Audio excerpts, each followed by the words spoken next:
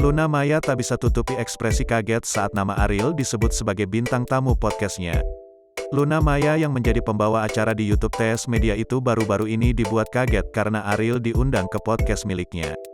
Sebelumnya, Luna Maya tak diberitahu oleh staf terkait bintang tamu yang akan datang ke acaranya sehingga ia pun merasa panik.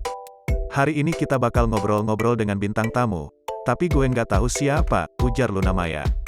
Lebih lanjut, Marianne Rumantir yang menjadi rekan Luna di acara itu, ikut menggoda dan tak mau membocorkan nama bintang tamu.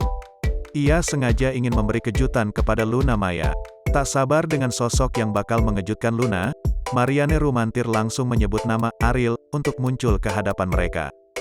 "Gue panggil aja kali ya, Ariel," panggilnya. Mendengar nama yang mirip dengan mantannya yakni Ariel Noah, Luna Maya tentu saja tak dapat mengontrol ekspresinya yang tegang.